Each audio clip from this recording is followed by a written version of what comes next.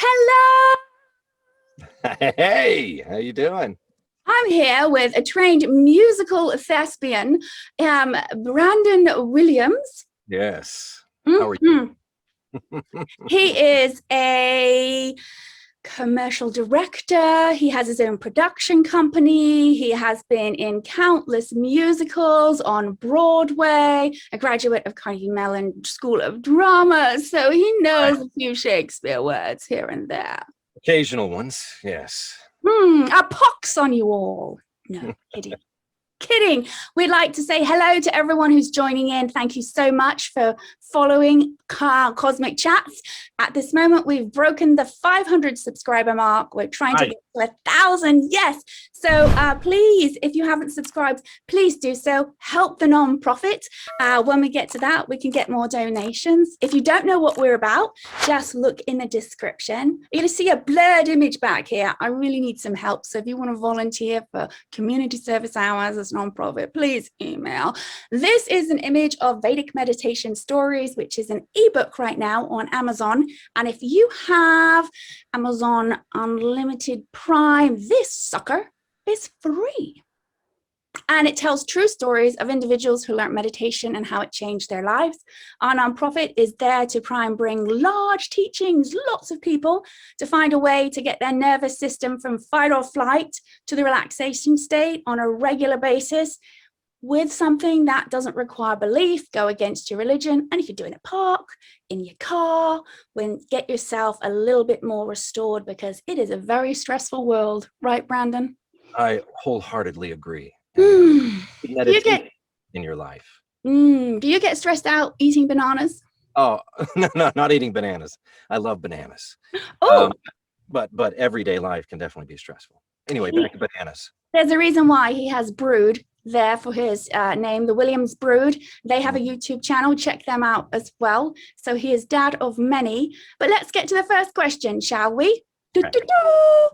How would you describe the taste of a banana to someone who's never had one? Okay. Well, first, before I describe the taste, I would have to describe what it is. So it is a fruit that grows on a tree that comes in its own bright yellow organic package, which you can just open the package, and inside, nature has provided a fresh, dense, slightly sweet, full of potassium, mushy meal. There you go. All right. But how would you describe the taste? The taste. Sweet, dense, tropical, if that rings a bell, and malleable. Malaprop. Yes, malleable. It has a malleable taste. A malleable, like, what do you mean by that? Meaning, while you are eating it, you can actually change the shape of the food in your mouth. It is like a piece of clay, sweet clay. Yeah, it's That's true. Food thickener, right? Vegetarian. I was a vegan for a while, and you can actually use bananas to take the place of a lot of different sweeteners, and sometimes eggs in some dishes. So. And what attracted you to be vegan? I mean, I hate to say it, but I saw a documentary and it changed my life. Forks Over Knives, and it made me go, oh, wow, I should be a vegan. So I did it for 2 years and I felt great. And then I started adding back certain proteins, and, now I've kind of discovered a plan that works best for my body. So it's mostly vegetables, but, some meats, because I just need it for the kind of exercises I do. Absolutely. No judgment here. If everybody could find their own unique path with what resonates for their physiology earlier in life, I think that we'd probably be in a much better state that we are. Yeah. Yeah. Try to keep the poisons out, Yeah. No drink or smoke for me, sadly. So when did you have your first existential life crisis as a child? I was thinking about this one. I have to be honest, as a child, I had a pretty great childhood. I know that doesn't It doesn't make it very conducive, because most stand-up comedians or people that do comedy are like, had terrible childhoods, but my parents are still together. But I guess one kind of a turning point for me is my brothers are 8 and 6 years older than me. And so they left early. So basically from the time I was like 10 on, I was somewhat of an only child. So I don't know if it was a crisis, but I definitely had to learn my place in the family differently, because they went off to college and never came back. Hmm. But and I will also say that I don't think I fully grew up until my late 30s, as most men, especially men in the arts. And so my real existential crisis, if I can keep going, is that okay? Yes. Was on 9/11. I lived directly across the street from the Trade Center. And so I was a full participant in that day. And, Hmm. and so that day kind of changed a lot of things for me. What I thought about um, the meaning of life and death, and my place within life, and my purpose or lack thereof, my belief in God or non-belief in God, whatever you want to call it. So that was definitely an existential crisis. Yes. And I was So a child. So did you have friends who died? sure, I knew lots and lots of people. I lost my housing. I lost my job at the time. And even I had just started rehearsals for my first lead in a Broadway musical, which did not go to Broadway, but it was the second day of rehearsals. It was the Tuesday, and so the only thing that saved me is I got to do that show out of town, obviously, um, which I needed to get out of town after that. So how long after the actual event was it that you really started evaluating your life? Um, like that, like as it was happening in real time, as the towers were falling. Mm. And I had this very strange moment where I was running from the cloud of smoke. I was right on the Hudson River. When I say across the street, like I'm literally the building directly across the street from the trade centers. And I was behind my 35-story building. And as I was running from the building, this cloud of smoke was chasing me. I didn't know the building had fallen. I just thought something had exploded. I looked up, all the birds were flying overhead from lower Manhattan. And as I was running and about to be enveloped by this cloud, I thought, oh my God, I'm going to die. I'm going to be vaporized by this cloud. That's what I thought. Obviously, I was. Mm-hmm. And in that exact moment, I was like, there is no God. This is it. Which is kind of a weird, in that moment when I needed my faith the most, it was gone, just totally gone. But I was somewhat at peace with it, if that makes any sense. But It's anyway, all about what makes sense to you. So you're running, you're yeah. having an awakening. We're going to go further into this. There was no God. And then what came after that? A large man saying, "Follow me." I did. And he broke through this window in lower Manhattan. We went in, and it was me and a bunch of nannies and their kids all hiding in this building. And then I'll never forget, they said the words that you never want to hear as a 20-something-year-old guy. We're evacuating to New Jersey, but we're only taking women and children first. I was like, oh, bummer. The shit has hit the fan when they go old school like that. Oh, sorry. Stuff has hit the fan when they go old school like that. And So so what happened? They left and you were stuck there? me and a bunch of dudes stayed there in the building until more boats showed up, and we went outside. And right when we went outside, the second building fell. And so we went right back inside, and about an hour later, we got evacuated. All men, climbing into the Chelsea Screamer, which is like one of those touristy boats, across to New Jersey. But anyway, look, it's not that was a big part of my life at the time, but I mean, there's still repercussions for that. I still deal with anxiety. I have a really tough time flying, which is difficult because my wife is Canadian, and we have to fly to Vancouver all the time. And meditation has really helped me with flying, as well as Valium. But the combo of the two is my secret weapon for flying, the relaxation. Because it's a tough thing after all of that, you know. So you would say you have PTSD from 9/11 still? I would say so. Yeah, I think so. I would So say so. the event had physiological repercussions as well, physical from breathing in the dust? No, I don't think so. I mean, only time will tell, but I don't think I have any of that. So after that, did you then change how you, apart from God, your perception of God, how did you then change your day-to-day life? Not the circumstances of what happened, but your perception and how you looked at things differently. That life was very short and fleeting, and not to waste my time with frivolous relationships, and just things that bothered me. If I wasn't into something, I'm like, that's a waste of time. I'm not going to do it. You know, whereas before I would be like, well, let me give this some time. Maybe I'll do it. I was like, nope, I'm just going to do what I enjoy. I'm going to do what scares me. I'm going to do everything I can just to live, you know, as much as I can while I can. Was it long after that that you started looking for more serious relationships or to find a family?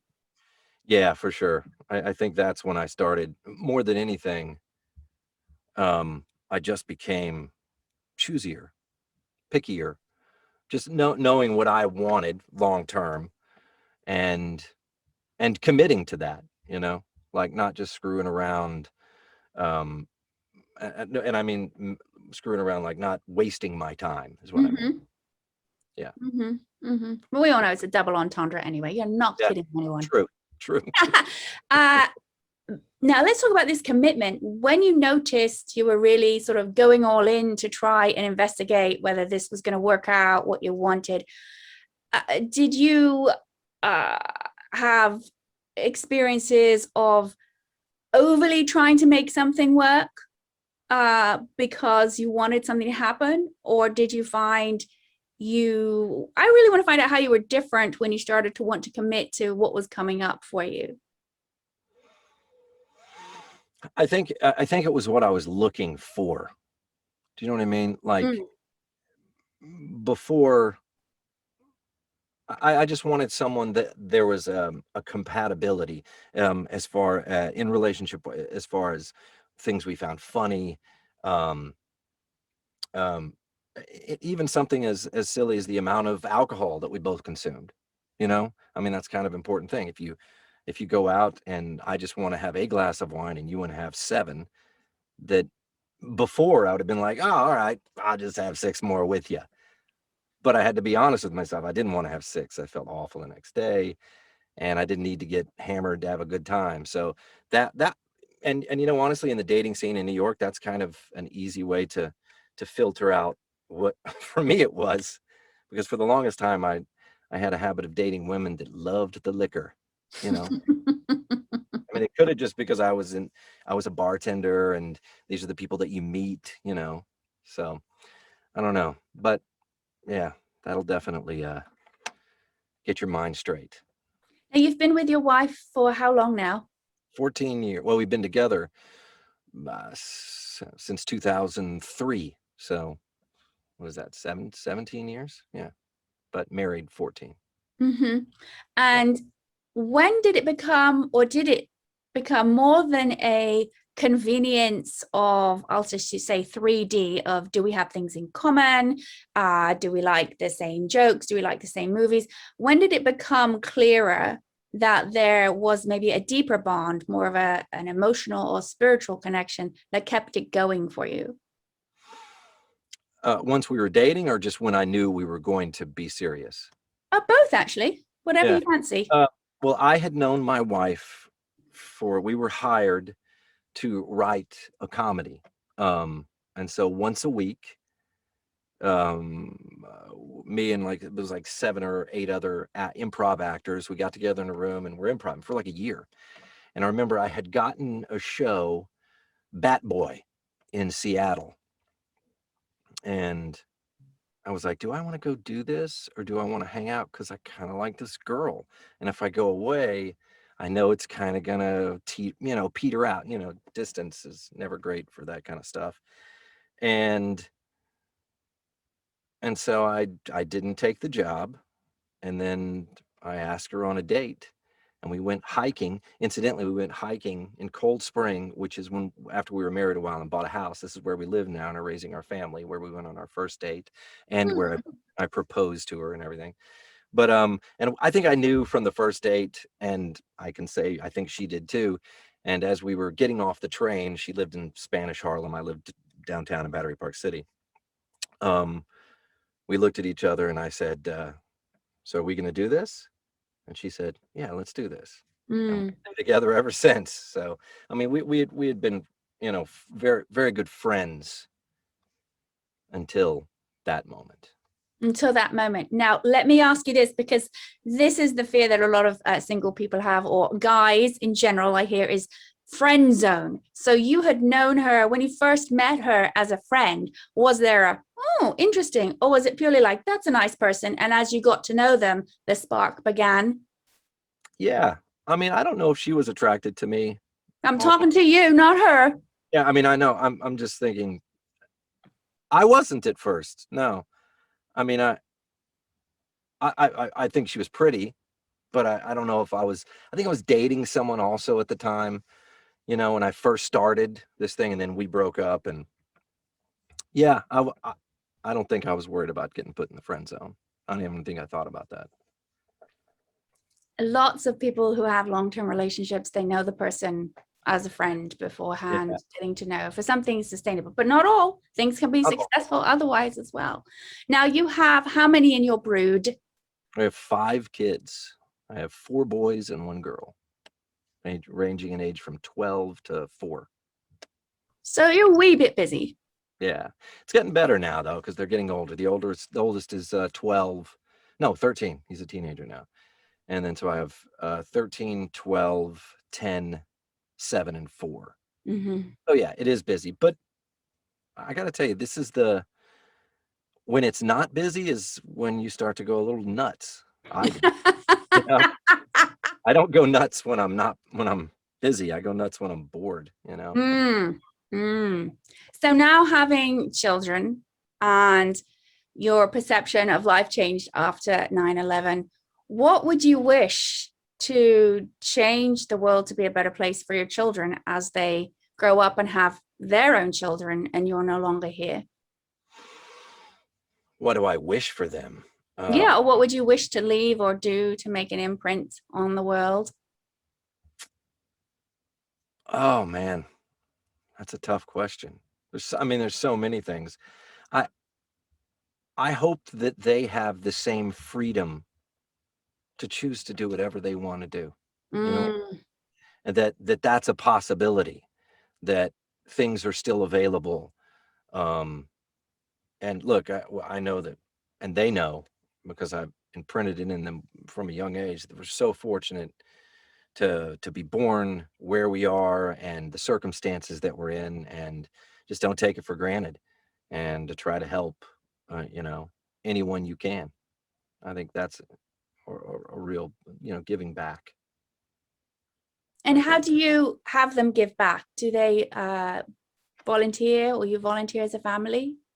Yeah, stay involved in the community as much as you can, Um, but I think that the most important way of giving back is less even about volunteering, but just on a one-on-one basis, with people that need it, people that need someone to talk to, or even living.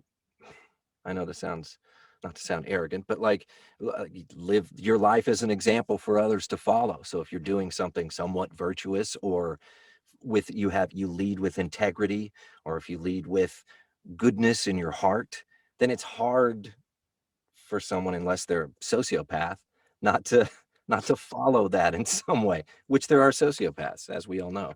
But I think in my day-to-day life, yeah, leading by example. And that's what I try to do with my kids too. After your firstborn came into the world, did you have an additional change of perception? No, I think I was just scared. Mm. Just full of like, oh my God, I'm gonna screw this up. I think it was more that. But then, y- how about this? Acceptance in the fact that, yeah, you are gonna screw it up. Oh well, that's just the way it is. As long as you can try to keep him alive any way you can, then you're doing all right. Let's delve into this screw it up. Yeah. Okay, so what came to mind, or what surface level comes up initially where you thought you were going to screw it up, apart from murdering them? Right. Okay. Well, if you don't love your kid enough, or don't show your kid enough love, then they're going to crave that, right? This is what, psychology tells us, that they're going to be looking for love, maybe in all the wrong places. But then if you love your kid too much, so there's, I would always say, my dad never said he loved me enough. And so I always crave my dad's attention. And so therefore I hug and kiss my kids and tell them I love them 10 times a day. Mm-hmm. Maybe that's not a good thing. You know, maybe, I mean, I don't think anyone knows. And I also think that raising a kid to some extent is less about nurture. And from what I've learned from having 5 kids, it's more about who they are. And that's kind of ingrained when they're born. Like the personality of a baby does not change much. If they're cranky, they're kind of going to be annoyed most of the time later on. That's absolutely an excellent point. When individuals have one child, okay, one child, first of all, it's all about, not everybody, but I hear a lot, it's really about them having that child. Oh, I've done this, so the kid is like this, blah, blah, blah. When Right. you then start dealing with people like yourself who have multiple children, you start seeing, well, they came out the chute that way. Yeah. Well, yeah, exactly. I mean, Right. to some extent, it's true. I mean, I can tell if I've done something, you know, I feel like I can see my influence on them, but I can also see that my non-influence. I don't know. Yeah, the whole thing is confusing. At the end of the day, anything that I tell you right now, I'll probably disagree and say, I can't believe I said that tomorrow. Oh, that's just the way it is. What have your children taught you as your biggest lesson so far? Oh my God. Um, I'll be completely honest with you. They have made me understand how much of a selfish ass jerk I am. Sorry, I caught myself there. That's You all know what I right. mean? I think that your children are such a mirror, a reflection back at you. Like I see, it's like watching a videotape of yourself played back in real time. And they make me try my best, not just to be a better person, but to try to be the best person that you can. And I always fail. And this is a good point with meditation, because what I've learned through meditation is it's a way to take you out of yourself. Because when I'm parenting, or I'm being myself as a parent, I feel like I'm constantly like going over the edge sometimes, and like losing control. And this is a big thing with parenting. And when I lose control, as most people, when they lose control, get angry. And so for me, it's a constant battle to not be angry, right? Because I'm an angry dude sometimes. And my kids would probably agree, like, Dad's kind of grumpy sometimes. And so for me, it's a constant battle um, to turn that off and to be not that way. Because that's really why you're getting angry. You're getting angry because he's not doing what you want him to do.